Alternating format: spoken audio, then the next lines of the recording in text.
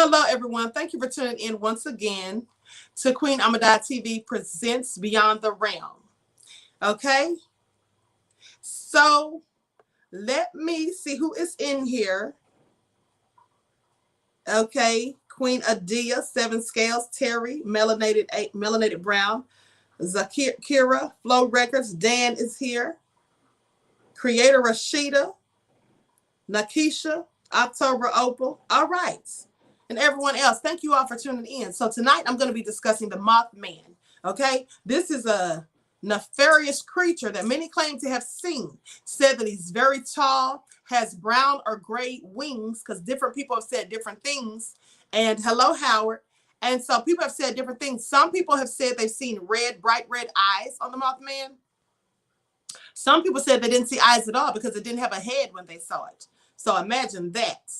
But so let's talk about the first sighting of it in West Virginia, okay? And then also we'll talk about a more recent sighting that supposedly happened in 2016, according to a witness. Okay, now, November the 12th of 1966, Point Pleasant, West Virginia. The cryptid known as the Mothman is first seen. Now, the Mothman has been described as being about 6 feet tall and possessing a wingspan of 10 feet and either brown or gray feathers, and often with red eyes. Occasionally, it has been noted that the creature had no head. Some called it a brown man that would glide through the trees. Now, one group claimed they attempted to outrun the Mothman, driving 100 miles per hour over unseen country roads, but they say the creature kept pace. Now, I don't know about you all, but that clearly reminds me of the movie Jeepers Creeper. Remember that thing, Jeepers Creepers? That thing had the huge wingspan and was moving very quickly. When people would try to outrun it, it would always catch up to them somehow. So anyway, other witness accounts include one by a woman by the name of Marcella Bennett, who was 34 at the time. Now, she described it as about 6 feet tall, and in the light, the little light that there was, she says, I could see its body was covered in gray feathers. It was hunched over, looking at me, but I didn't see any red eyes. Now, the Mothman was also witnessed by Bennett's nephew as she entered her sister's house. They say the Mothman was also witnessed by her nephew as she entered her sister's house. They say the nephew shined a flashlight at the Mothman right before it turned around and disappeared. Now, Bennett reportedly suffered a miscarriage shortly after the incident. And then there was a woman by the name of Mary Heyer, who was 54 at the time. She was a journalist researching the UFO sightings in the area, and she was also a staunch believer of the Mothman. Now, she reportedly received a phone call from a strange male voice telling her, soon you will be in some other place. And then this happened a few weeks before she died suddenly in 1970. Now, Heyer's niece Sharon, who lived with her at the time, also reported Heyer mentioned that she would lie awake in bed at night and hear a heartbeat or a baby cry. Sharon, however, did not share her aunt's beliefs in the creature. Now, some 100 people or so have witnessed a huge craft that was 7 stories high, and they said they saw this rising from the Ohio River. And dozens of smaller vessels were coming out of it. Now, other witnesses took pictures with a Polaroid camera, but despite the craft producing many bright lights, all of the photographs came out completely pure black. Now, imagine that. So that's crazy. Many reported that they had telephone interference. They heard loud pings and clicks right before the lines would eventually go dead. Now, the San Antonio Express reported that a dog was handed into the police station and it was found dead with no injuries. When it was examined, they said its heart was found to be missing. So the dog had no heart. And they said, but the funny thing is there was no incision. So how did whoever or whatever that took the heart get it without making an incision? Okay, they said there was no incision, no sign of surgery. It was just the heart was just gone. Now that's real scary and crazy. Now, farm animals would also be found in the state with missing organs, also with no signs of scars or injuries. Do you all remember I told you all, like a few years ago, there was a big report and there was witness accounts of over in the UK. They said there was these animals, these cattle and things like that, farm animals that turned up dead. It was cows and goats, and they had been drained of their blood, and they had like incisions, like little drill holes, not incisions, but like little holes in their forehead, like someone had inserted something to drain all the blood. That was crazy also. Now they say volunteer firefighters, Captain Paul Yoder and Benjamin Enochs, said they saw what definitely was a very large bird with bright red eyes. Now, on December the 15th of 1967, the Silver Bridge collapsed. The suspension bridges collapse killed 46 people after a single link chain started a deadly chain reaction. Now, the collapse elicited a clamor of theories, including blame being placed on the Mothman, as well as an anonymous tip that an oriental-looking dwarf was spotted running off the bridge and jumping into a big black car right before it fell. Now, they say no one else seemed to witness this event, including journalist Mary Hyre, the same one who received the fateful phone call shortly before her sudden death. She was near the bridge when it collapsed and stayed close by to report on the disaster. Now, a little over a year after its first sighting, with hundreds of witnesses during that time, the Mothman was not spotted again after the bridges collapsed. Now, the San Antonio Express, February the 16th, 1975. They also reported information about people saying that they had viewed sightings, had actually seen this Mothman or this huge bird. And there was a print up in the paper that said the Paradise Town that had a visit from hell. In fear of the UFO bird, is the dreaded Mothman poised to strike again? That's what the newspaper clipping read. So that's also crazy. But hold on, I'm going to give some more information on it. Let me read the chat. Mothman people, many people saw the creature. I had a movie of Mothman and it's based on a true story. I'm glad the queen that she's talking about it. Thank you, my Aunt Egypt, beloved.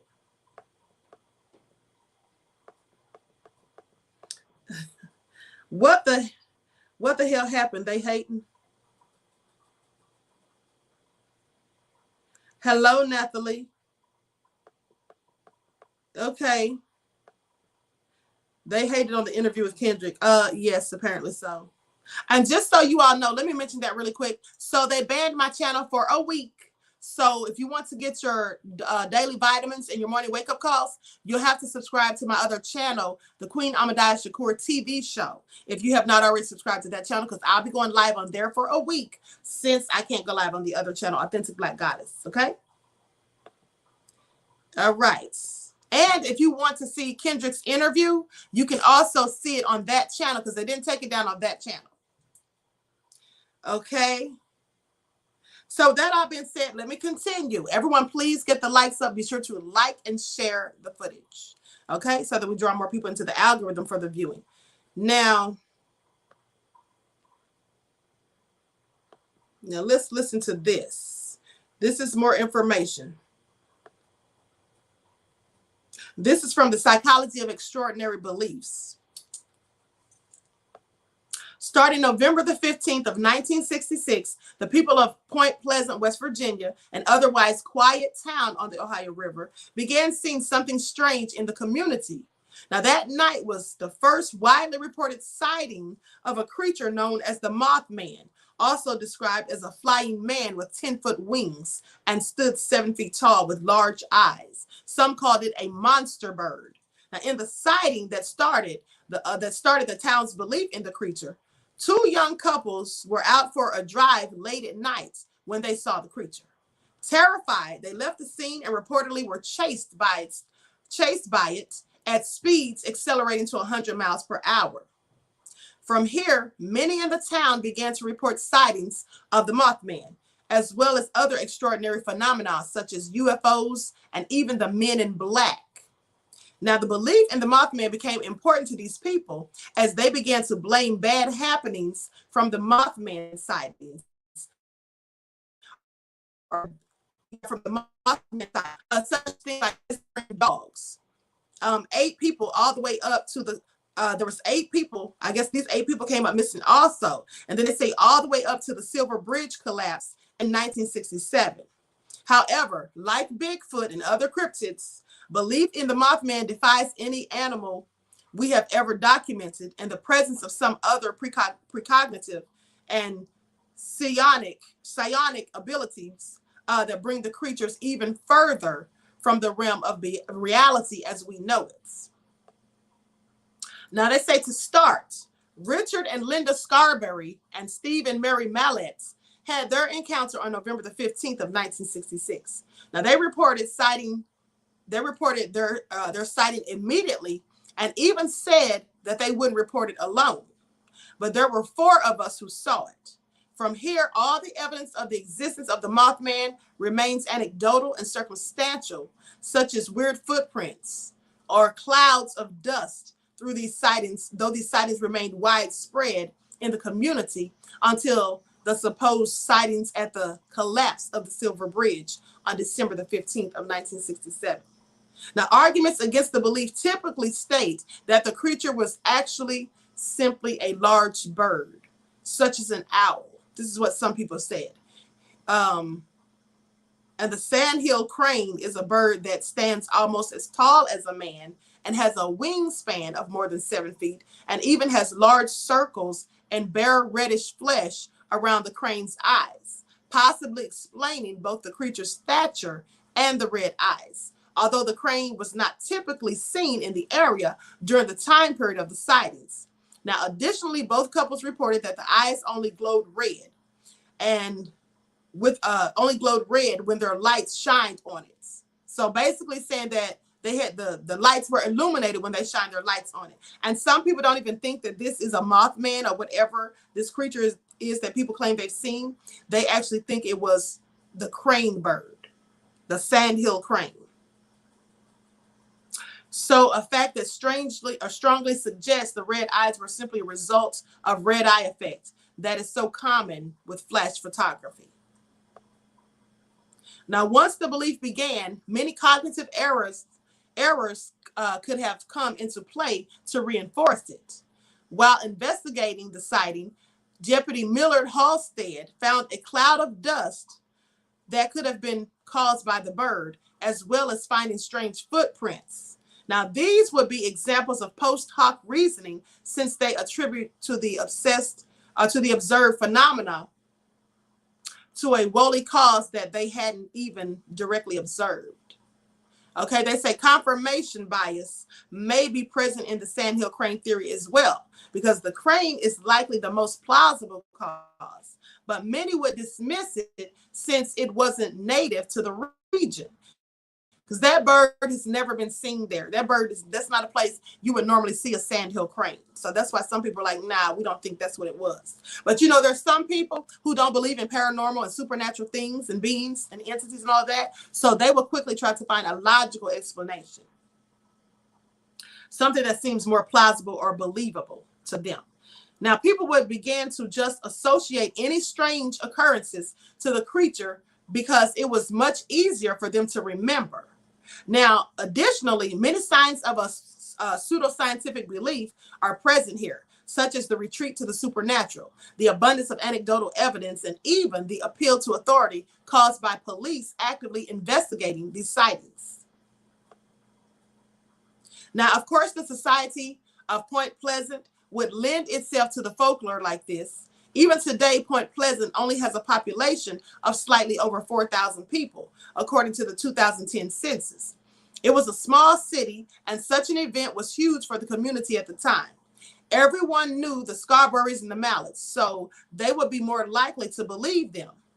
And when weird things happened to others, the Mothman became an easy scapegoat.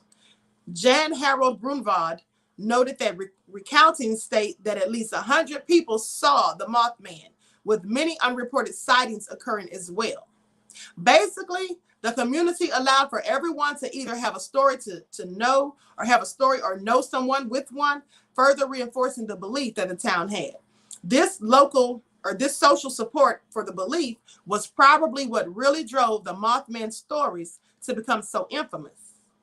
Regardless of the social aspect, the dismissal of plausible explanations, the presence of supernatural abilities, and even the little mental mistakes that made believing easier, the Mothman remains important to West Virginia's folklore. So basically, some people just think that they're out chasing clout, basically, is what they're trying to say. Think that because they live in a small town, they didn't see this, and they're just trying to, everybody's just going by what other people have said, and that's making them just,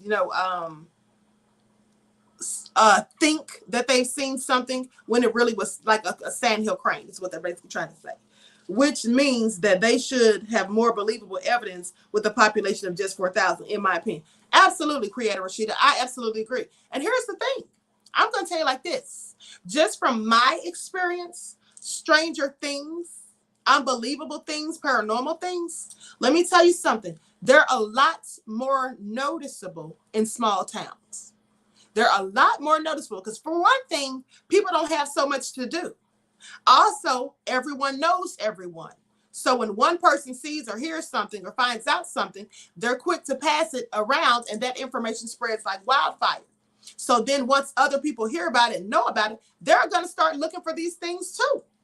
And I think that is why they say 100 or more people said that they saw these sightings or had these sightings. I absolutely believe that they saw it.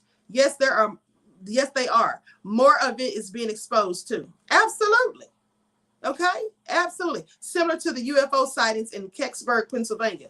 Absolutely. Word of mouth, facts. Yes, absolutely. Because you have to think about it like this. If you're in a densely populated state or city and someone has this type of experience, unless they're on the news, right?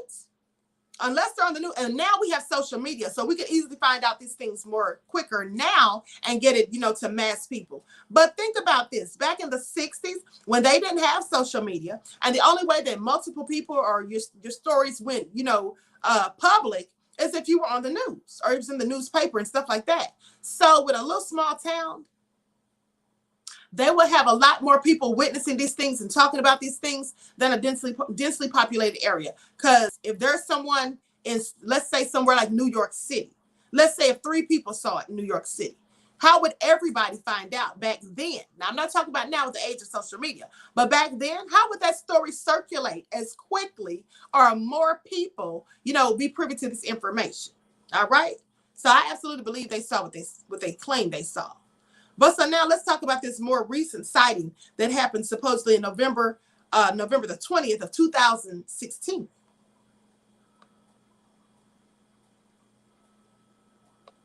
And everyone, please, let's get the likes up. Please like and share the video, okay? Okay, Desmond. Desmond, yes, absolutely. I don't know how I skipped you. I will make you a mod. I actually thought I did make you a mod, but I guess I didn't. But I'll take care of that as soon as this live is over, okay? November 20th, 2016, Mothman Sighting. On November 20th of 2016, a caller reported to WSAZ Channel 3 News in West Virginia that he had seen the Mothman while driving along Route 2 in Point Pleasant. He is said to have pulled off the road and snapped some quick pictures of what he saw jumping from tree to tree. Now we're going to see, because we're going to look at these pictures, because I have these pictures, okay? We're going to look at those in a minute. Now, the local news stations reported on the story, including the snapshots that the caller is said to have taken at the scene. And the man declined to do an on-camera interview, but was adamant that the pictures had not been doctored. He said he recently moved to Point Pleasant for work and initially didn't even know about the legend. So when WCHS Channel 8 News reported on the story, they asked the owner of the Mothman Museum and local Mothman expert Jeff Wamsley what he thought about the authenticity of these photos. Jeff Wamsley said that with modern technology, it's almost impossible to know for sure if the pictures are real. But Point Pleasant locals, such as Carolyn Harris, owner of the Mothman Diner, believe that the pictures could be the real thing because there has been so many other sightings over the past few years. Reporter Kay Anderson of WSAZ tweeted these images saying, "Mothman. Caller says he saw Mothman while driving on Route 2 and Point Pleasant tonight. What do you think?" So we're going to see these. I'm going to show you all these and see what you all think about it. If you all think these pictures are legit or not. Okay, everyone, please, let's get the likes up. Let's get the likes up. Let's like and share this video so that we draw more people into the algorithm for the viewing.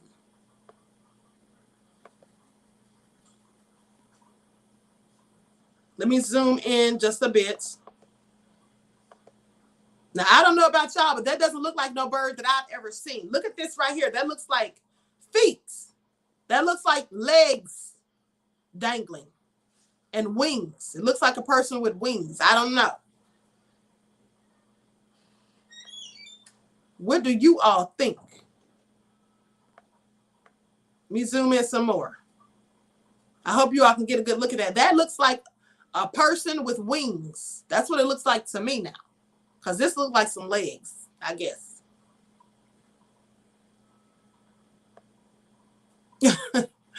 Oh, Dan said that's kind of creepy. Absolutely. Absolutely. No less. Okay, so now I'm going to zoom back out so I can show these other images. Now, here's another one with it right here at the top of this tree.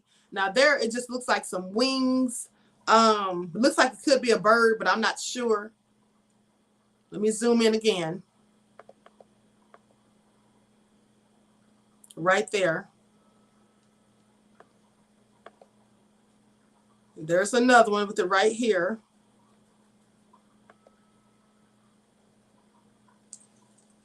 So, I don't know, people. I don't know. What do you guys think? Do you all think that's what he saw? That is cryptid, nothing else. That's a winged creature, and I don't mean a bird, says Brother. Okay? Clearly, I saw legs and wings, okay? Its legs are open. Yes, absolutely. That wasn't a bird, as far as I'm concerned. Looks like something ancient. Absolutely.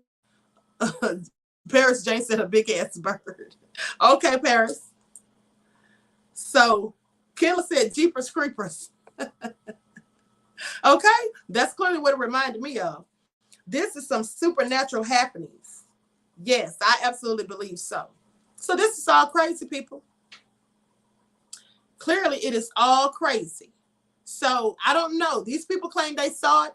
And like I said, people actually think that the Mothman had something to do with the bridge. But I'll tell you what, I don't believe in coincidences. So when that woman, Hayes was her last name, when she said, or Hire or something like that, when she said that somebody with a strange male voice called her and said, "Soon you'll be in a place not from here or different from here," or whatever. And then she suddenly died shortly after that. Now that's real crazy and creepy, right? I don't know. Certainly seems like there's something to it. So anyway, very strange.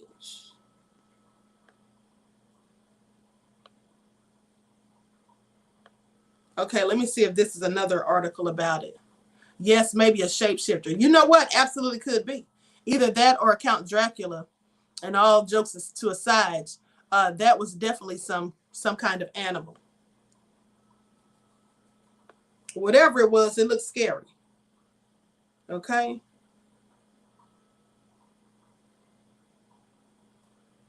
Okay, so listen to this. This is says the real story of the Mothman. Okay. So it talks about on November the 15th, 1966, the two married couples that claimed they saw it. I'm not going to read all of that because I've already told you that much. But it says, while Coleman reports that the account was ridiculed in the local press, something very strange began to happen. More and more people started seeing this creature. Now, for the next 13 months, over 200 individuals had some interaction with some strange phenomena, and had about 100 of those said that they actually saw the Mothman. And why that bizarre name, Mothman? Well, apparently it was the work of some copy editor at the local newspaper. At the time, the Batman series was on TV, so they didn't want to call it Batman, but it did have wings. And so the copy editor called it Mothman. They said, we have no other information than that. And this person says they've been trying to track that copy editor for 20 years. Now, but the creepy events at Point Pleasant that occurred during 1966 and through 67 were limited to appearances of the Mothman. They say there was mutilated dogs, UFO sightings, and other things going on. And that's where John Keel, a longtime friend of Coleman and the author of the book, The Mothman Prophecy, came in. Now, about a month after the initial sighting, John Keel got an assignment to go there as a news reporter. This is what Coleman says. He sort of showed up, had a very low kind of profile. John was on a contract to write a book about UFOs at the time. Now, as Keel began to talk to people and gather information, the journalist found himself getting more deeply involved in the events, to the extent that there were entities that communicated with John by phone. Now, I want y'all to pay attention. They said there were entities, not people, entities that communicated with John by phone. Now, I really believe that because that lady who died suddenly said that someone communicated with her by phone, told her very soon she wouldn't be in this place, she'd be in somewhere else. So Coleman explains that Keel analyzed these events, and he found that Point Pleasant to be a vortex of phenomena and couldn't really tell one from the other. It was a scary situation for him. Now, whatever one thinks of the validity of Keel's claims, there's no arguing the horror of what happened next. John Keel had begun to be given prophecies by these entities he was dealing with while he was in Point Pleasant. One in particular that said that when President Johnson turned on the Christmas lights in the White House, that the whole Northeast was going to go into a blackout. However, by that point, Coleman says that Keel had started to get fooled by the phenomena. Now, on December the 15th, John Keel was in his apartment in Manhattan, waiting for the blackout with his bottled water and his batteries, but nothing happened. About 6 minutes later, on the TV set across the bottom, bridge collapses across Ohio River, and he just freaks out because these entities have been telling him things were going to happen. He thought there was going to be a blackout, but it comes across the screen that a bridge had just collapsed. Keel freaked out because the bridge in question was the Silver Bridge, which crossed the Ohio River between Gallipolis, Ohio, and you guessed it, Point Pleasant, West Virginia. Now, 67 people fell into the river. 46 of them died. They found 44 of the bodies. Several people who died were related to witnesses of the Mothman. The collapse of the Silver Bridge has been seen as the climax of Keel's Mothman experience. But Coleman is quick to say, I don't think it stopped. What I think is that it has continued on, but people did not report it. It never got the fever pitch of a Roswell encounter. And you remember they said something about Roswell, a spacecraft landed there or whatever. Now, John Keel published his account of these events in 1975. Interestingly, until Coleman's upcoming book, Keel's book had been the only one. There have been chapters and mentions, but there's never been a movie or documentary. Mothman is a case that has almost been too scary for people to get close to. And at the time, everyone knew about the Mothman, but it was so bizarre that no one could characterize it. And apparently, neither does the upcoming film version, of which Coleman has seen footage, as well as he's consulted with the director. He says, my understanding is that the Mothman is described and talked about, but not seen in the movie. But I don't know. It's 95% done, and they could always go back and change their minds. Now, as discussion turns to the movie, a natural question comes up.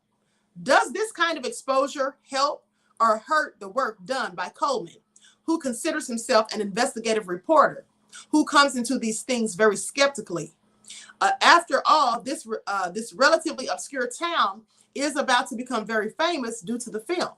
Now, does Coleman worry that the movie will encourage a rash of Mothman sightings or hoaxes? I'm a professor of documentary film back in Portland, Maine, and a lot of my work deals with behavior contagion and media effects. So that's a very interesting question to me. After Close Encounters of the Third Kind came out, everybody was predicting that we'd have this rush of fake UFO reports and all of that. It doesn't happen. What happens is that people get more interested in the subject, dig up old reports, or if they have seen things, they talk about it. So that is what happens. So let me tell you all something, because these are the skeptics who say these things. They say that there's, people are just going along with what other people are saying. But I agree with him. When there's a strange sighting and it makes the news or it's all over social media, you hear a lot more people talking about it. Yes, because people who hear about it that never knew anything about it before start researching these things, because that's what I do. When I haven't heard about something strange and then I hear about it for the first time, I go start doing tons of research on it to see if I can substantiate it, if I believe it or whatever. So that's what it is. That's why you get all of these people reporting these things. It's not that people are just making up hoaxes or whatever. And also, if people have been seeing these things and not knowing what they were or just dismissing it, thinking maybe it's an owl or a sand crane or whatever, when they start hearing these stories and seeing other people's eyewitness accounts, then likely that's when they start realizing they may have encountered it themselves. Okay? They don't have to research the phenomenon, don't they? They have to research the phenomenon, don't they? Yes, absolutely. So you can verify it. Brother Sly says, I ignore the paid skeptics. Absolutely. My aunt Egypt says, Close Encounters of the Ninth Kind. My son in 5 months ago, he's in our backyard and there was a circle dark in the sky and it was round lights, information, countless and countless of them. And we were like, wow. I believe it. I believe it. There's been people reporting on YouTube lately, uploading videos of things they've videotaped themselves with their cameras, their cell phone cameras, and they look like unidentified flying objects to me. And they have all these lights around them. And there was one video that someone posted where there was like 3 of these things flying in unison. Okay, so that's all clearly crazy, but I just want to tell you all about that. I hope you all enjoyed this episode of Beyond the Realm. Now, do me a favor and share this video, like and share the video, okay? And now you saw the pictures. We had one person said that he thought it was definitely an animal. Other people think it was something else. I don't know because I've never seen it for myself and I don't want to. Okay, I'll take the word of those who claim to have seen it, but it's very creepy. And the thing that creeps me out the most about this whole Mothman thing is that the Silver Bridge collapsed. Okay, after numerous people reported sightings and even said some said they saw the sighting of it that same night or day that the bridge collapsed. So that's real crazy. Okay, doing all types of maneuvers and splitting and coming back together again while in disguise. Absolutely. Very strange, right? So anyway, I want to thank you all for tuning in once again to Queen Ahmadiyyah TV presents Beyond the Realm. I hope you all enjoyed the show. Make sure that you like and share the video. Subscribe to the channel if you haven't already done so. Be sure to click the notification bell and click the word all. And make sure that if you have not been receiving your notifications, you double check and make sure that you're still notified or still subscribed to this channel. Also, don't forget, tomorrow morning for the live stream, I'm going to be on the Queen Ahmadiyyahshakur TV show, my alternate channel, because once again, I am banned for a week on Authentic Black Goddess, okay? So thank you all for tuning in once again. Until next time, I will talk to you all again soon. Peace.